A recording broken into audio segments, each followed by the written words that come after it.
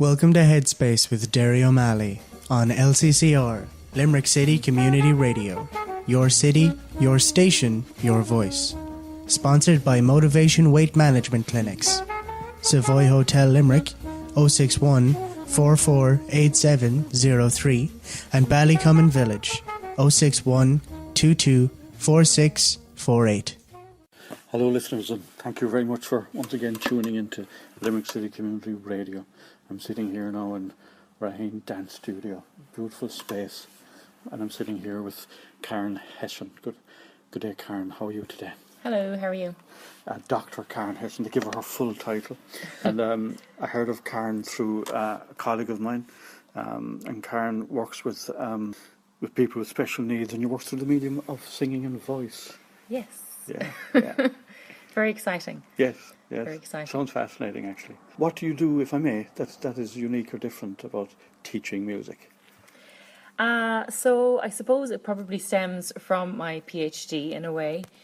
My PhD looked at equine therapy, in fact. Okay. And looking at the benefits of equine therapy for children with special needs and how can they kind of develop socially and emotionally and cognitively. So when I started looking at equine therapy, I discovered, after signing up to do the PhD, that there was very little research to support the theory that I was going to investigate. Okay. And so from there, I started to look at music and looking at rhythm and beat and how rhythm and beat affects our learning ability and also influences our social and emotional behaviour. On the side of that, I've been really interested in singing for a very long time, probably since I was a child. Mm-hmm. And I started training and singing about 10 years ago. Mm-hmm. And it was just a hobby at the time, but it started to become more and more obsessive. Yes. Where when I was doing my PhD, it was still a major priority to do this music project. Yes. So I started up Mad About the Voice Ireland in 2014 with an industry vocal coach. Mm-hmm. And basically it was to bring education to singers in Ireland. Mm-hmm. So when I met him in Poland, I was completely blown away by his teaching style. Because I had met lots of people who could teach me the technique side of singing, Yes. but nobody who could teach me the expressive side of singing, Yes. Yes. which is extremely difficult. Yes. People don't tell us how difficult Yeah, it is yeah. to express emotions. Exactly. So I think I just absolutely fell in love with his methodology. It was all about making mistakes, really exploring your own sound, developing as an artist yourself.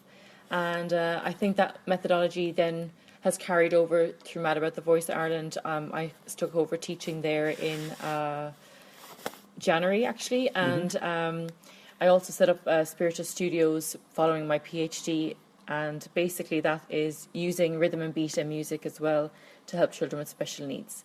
So it's using the methodology that my industry coach Joshua Alamu has taught me, and also my own knowledge in my PhD research as well. Mm-hmm. Okay. I remember reading someplace where there was a fell across an article on the horse whisperer, and I remember him saying that every horse everywhere all over the world has the exact same voice and accent. Yeah, I don't know if you're familiar with that quote. Yeah. Never heard that. Yeah, they said no matter where he goes in the world, all horses speak the same way. Well, they're probably they're an instinctive animal, so they react, and they can read people very, very subtly. And it's quite an interesting thing because that research that went on actually looked at, because it was called The Horse Boy, the book's called The Horse Boy, wasn't it? Yes. And it started off about that child and how he developed. And they went to look further into that, and they discovered that it's not necessarily the horse, that it's the movement of the horse and you can re-stimulate that without a horse. Yes. But in actual fact, you can re-stimulate that without the physical movement through audio as well. Because the rhythm and beat of audio also stimulates the same areas of the brain that the physical perception would. It's vibration, really, isn't it? Yeah. In a sense, and all movement is vibration at some level. Yeah, and it's how we evolve in the womb. We hear the mother's heartbeat, and that's how our brain develops in the first place. Yes. And I think that's one of the interesting things about the rhythm and beat, that it's so integral to our life, but we don't actually realise it. Yes. So when we hear music, we automatically tap in time to a beat. And when we hear music, we often dance. It's the same movement. But if you will start to look at children with special needs and you ask them to clap a rhythm, you'll start to notice that that's quite a difficult task for many children with special needs. Yes. Because they don't have that timing mechanism embedded in their brain.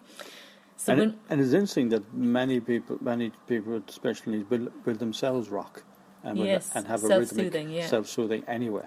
kind of coming from the inside out. Yeah. Yeah. What is different then when you ask them to connect it, as in they can't Yes. find the rhythm, but they have a rhythm within themselves. I think sometimes that stemming and that self-soothing comes from a place where they need to do it to stimulate some particular area of their brain. Yes. But it's not necessarily a conscious or an unconscious thing sometimes. Yes, yes. Both really. But when you have a child in the classroom and they're highly intelligent, but they have a great difficulty in teaching instruction. Yes. That often comes down to the timing based and their rhythm based skills. Yes. Yes. But the beauty about it is that we can actually teach it. Okay. And I suppose for me, doing it through music is more about the expression side of things, getting children to develop those timing skills underneath it all, but also looking at decision making, their confidence, their self-esteem, and their self-belief, and those aspects, and also their understanding of emotion and emotional expression. And is it more about the song or the performance? Well, they all choose their own songs, and we look at the performance as well. What I found really interesting from my own point of view when I started to work with my coach was how you manipulate the vocal sound to create an emotion. Yes. So I remember singing a song, and often singers make this mistake if they sing a song in one voice, and they forget to use the different shades of colour that their voice has. Yes. And one of the things my teacher told me was, if he closed his eyes or if he was blind, how would I hear your emotion in that song? And often we get caught up in this idea of being perfect and singing with perfection that we forget to have the human expression in it. Yes, yes. And I think that was the really lovely aspect. And to explore that is a really empowering thing, actually. Yes. And perfection can only be one thing, can't it? You know, if you think about perfection is something almost like stuck in time. It's an illusion. And it's there, and it can never be anything else than what it is. So it's really a flat expression if you think about it, because it can never change. It is what it is, but emotions change all the time. Yeah. So we sing a song today, and we sing a song tomorrow, and we'll have a different emotion, but we also have to bear in mind that there is an emotion in the song that we have to represent anyway. So how do we link our emotion that we've had at that moment to the emotion we have to express in the song? I suppose that's why the singers choose their own song as Yes, well, because yes. if they're not emotionally connected to the song, it's kind of pointless. They have to, obviously, even for myself, when I choose a song, it's because I want to say something. Yes. And I write my own songs as Yeah, well, because yeah. there's something I want to say, and maybe another song doesn't quite say it Absolutely. how I need it to be said. Yes. And it's a beautiful thing, and I think it's a really lovely gift if you have, whether you have the talent in you or whether you have the desire or interest in the talent. It's a really lovely thing for children to find that they can excel in an area that's not academic based. Yes, yes, yes. And so, how is your class, or when you interact with a student, how is it different from for the want of a better term, a main school music class or singing class? Well, I've actually never been in a mainstream music class or singing class. Yeah. I suppose I've taken singing lessons for years myself. Yeah. And I suppose that was a difference for me, that when people were teaching me the rules all the time, but no one taught me how to break the rules. Yes. And when I met my teacher at present, he taught me all of that, and I just thought it was such a concept that I hadn't experienced before, Yes. despite Yes. being singing for a very long time. Yes. And sometimes emotional communication doesn't come so easily to people. And I think that when you help to develop those skills in children with special needs, that they have their place to shine. So we actually did a student showcase there last Wednesday, and we had singers from Mad About the Voice of Ireland, which I call my aspiring singers, and then we have singers from Spirited Studios, which I call my children with special needs. Okay. And we had a mix of them on stage, and everyone has their own journey, whether or not they have special needs, and not everyone starts at the same place or has the end goal in mind. And it was a really lovely thing to see the children with special needs singing on the stage. The integration of the two groups was a really lovely thing. Yes, yes. And you work in Limerick and Galway? Yes, so I'm in Limerick every Friday in the Raheen Dance Studio, and I teach in Galway the rest of the week then. Okay. And the best way to contact you, what number? I have, my mobile number is 087 9310427. I'm just working on the website at the moment, which is www.carenhession.com. Excellent. That will be up very soon. Excellent, excellent. And where do you see this going? Where do you see this? I see it being huge. I see it being huge because it comes from a perspective of helping individuals to build belief in themselves. It's not about competition with anybody else. It's not about being a famous singer. It's just about your own journey. And I think that that's something that everybody needs right now. Okay. And when it comes to special needs children, is it a certain category? I have all types, I suppose, of syndromes. I have autism. I have dyspraxia. I've done a lot of research in dyspraxia, so I suppose that was one of my main ones when I started off. And I've got Down syndrome as well, and a lot of children just with social and emotional issues that haven't necessarily been diagnosed with anything. Yes. Yeah. And then you have a lot of singers who don't have any diagnosis, but you can definitely know that they've got a few little issues that need to be worked on, and they do it through the voice. Yes, I've a kind of a theory that all very talented people are slightly are not necessarily neurotypically brained. That very, very talented people, the ability to become obsessive about something is the same drive that drives autism and Asperger's type. The ability to have a focus on something special, and that it takes up. And the human brain, by its very nature, has the ability to be compulsive, because that's how we learn, by paying attention, getting what I call a towards feeling. We get a feeling towards something and we become fascinated or curious. And that's one of the things I find very sad about the education system, that it doesn't necessarily cater for the people that can shine just as brightly in other areas. And I suppose I've worked in academia for a very long time. I've worked as a special needs assistant for the Department of Education for 7 years. But it's the one thing I always felt, that it doesn't necessarily cater for everybody.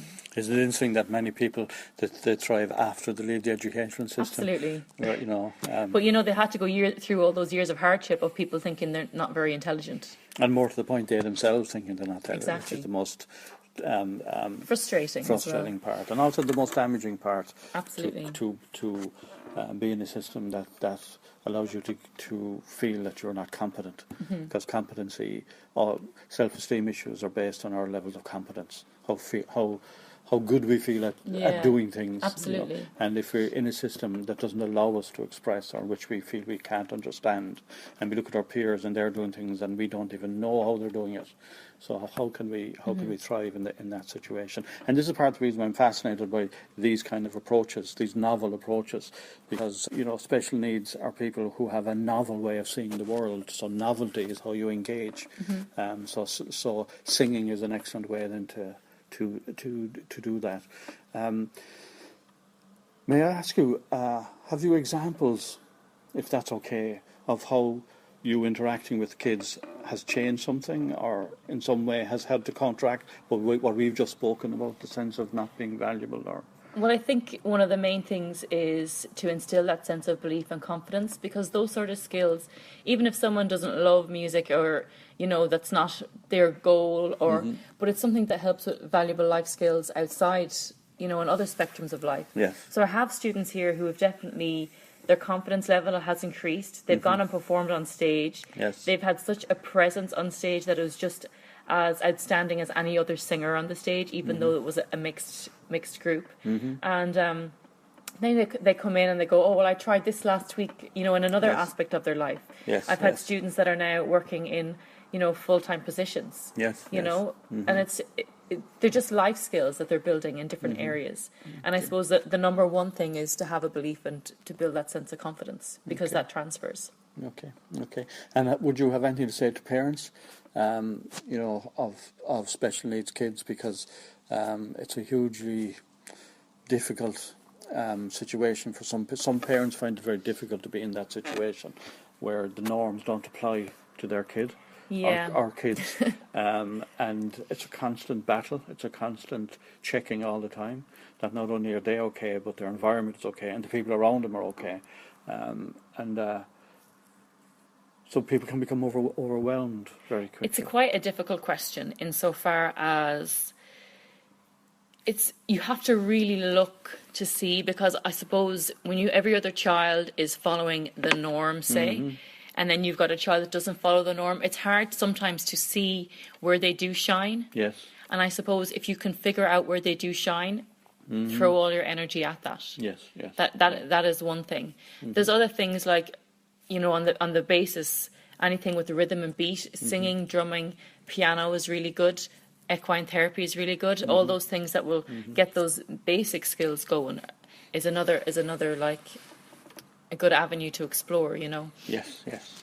And today we're speaking with Caren Hession, and Caren is a music teacher who specialises in working with children with special needs and also aspiring singers. You mentioned equine therapy there. You obviously have an interest because your PhD was all about equine issues. That's also a journey. It's also a journey, yeah. Yeah, so I actually started off in fine art that became all about the horse. I specialised in sculpture in audiovisual media, and my work looked at the conditioning of the horse by society in comparison to the conditioning of man by society.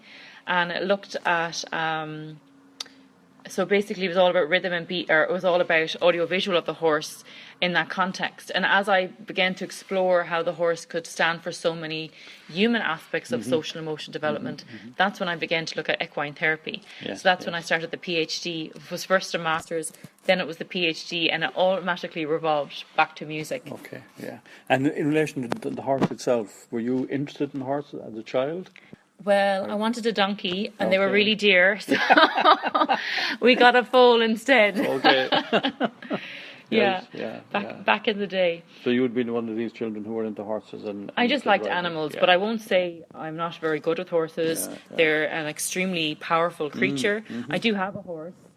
He's definitely a pet. I don't ride him. I'd be a bit scared, to be honest. Okay. And haven't grown up in that environment, even though we have a farm and cows and much, I won't say safer animals, but much more docile, not instinctive animals. Yeah. Okay. And in relation to the music then itself, your own interest in music, because you write songs yourself, and yeah. I suppose when I was really little, all I wanted to be was a singer, and I had a Barbie who was a singer. Yes. And I don't know, somewhere in the middle of all of it, I probably lost. Maybe the opportunity wasn't there, or I probably lost a little bit of the direction for it. And I came back to it when I was about 16 or 17. I started singing lessons and didn't work out, actually. And I went back to it again. So it was obviously something that was always there. And then I just became so hungry for the different types of teaching, the different methodologies, the different skills and techniques that I could learn. I've done about 6 vocal camps just to try and learn more. I'm now doing teacher training courses to upskill as a teacher as well. I think that it took me a long time to find my footing. I've had a background in lots of different areas. I have done the fine art, audiovisual. I've done my equine therapy. I've done special needs separately. I've done the EGALA training in equine therapy as well. So I've had a lot of broad areas, for me it's taken a long time to find my footing and to find the fundamental of all of those. And really it was about helping people with their social emotional issues and their social emotional behaviour, and helping them to be better versions of themselves, or realise their own potential. Okay. And if someone wished to, how do you feel that this approach is valuable to all children in that situation, those situations, or do certain groups of children respond to it better? I would probably say open to every child, because whether or not the child it comes back to the same thing, whether or not they have a disability or not, the fundamental issue or the fundamental benefit is to instill a sense of confidence and belief. And you can really do that through their voice. You can really help them find out who they are. Some of our singers that we have at the moment at Mad About the Voice Ireland, they want to be a professional singer. They want to be the next Beyonce, and I have no doubt that they will get there. Yes. And then you have other singers who just want to learn more about themselves. And I think that when people learn and know more about themselves, they are more inspired and motivated to follow other directions in life. So starting off for children, I would definitely send them into a music group or a music class, or that they can figure out who they are. And I suppose that's one of the main things with the one-to-one sessions as well, is that they can start to explore their own sound as opposed to a collective group.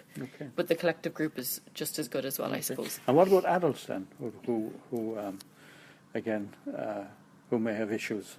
who are now adults. Well, there's lots of adults who also don't know who they are. Yeah. You know, Yeah. and also I have a really lovely. I have to talk about her. I have a really lovely adult singer in Galway. Yes.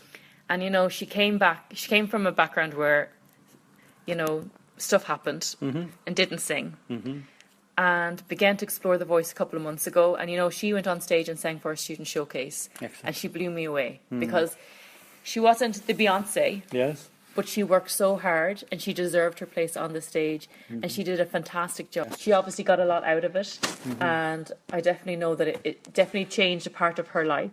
And also one of the things I really loved is that she gave a really good example for her children. Yes. And I think that's really important as adults and as parents, is that you continue to set the example for your children, that there's no limitation. And isn't it interesting for adults? If you look around Ireland now, there's a huge preponderance now of choirs. Yeah. You know, if you go, I mean, in Limerick here alone, we know there's gospel choirs, more classical choirs. But in the last kind of 10 years, the desire to sing, adults getting together and singing. I'm actually starting up a gospel choir in Galway at the moment with Sean Rowland, who's my piano teacher. And we're going to start up a new group in Galway because group singing is also very therapeutic. Yes.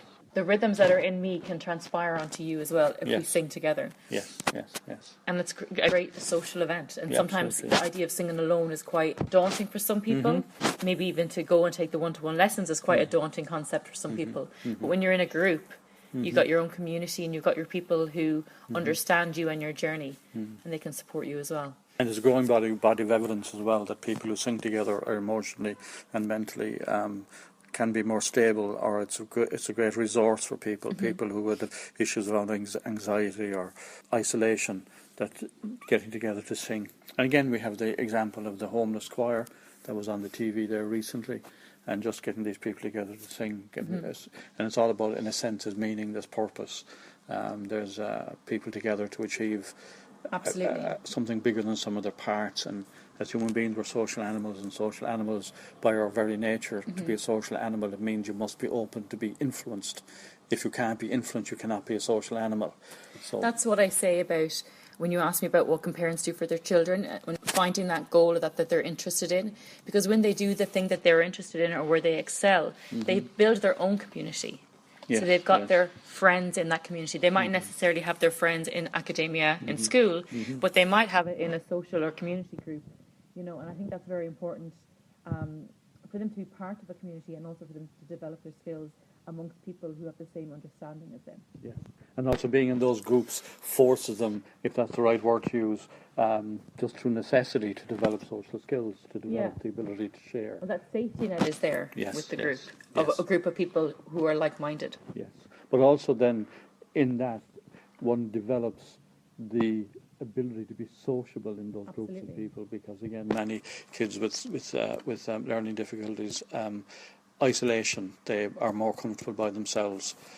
So being in a group of people with a purpose, and the purpose is what draws them together, and then to maintain it, they have to learn the skills of how to cooperate, of how to acknowledge, of how to wait in turn, of the value of other people's input, and all those things. It's learned through osmosis, practically, while they're focusing on the purpose, which in this case is to sing or to perform in some way. And when you're involved in a group like that, or even one-to-one lessons, and you start to develop this habit of training regularly, developing your voice and developing your skill, it's also a really good transferable skill to have, that you continue to work at something, that something doesn't automatically happen overnight, that you have to build this skill and work towards it. And that's something that's very much lost in contemporary society at the moment, where you touch a button and it's there.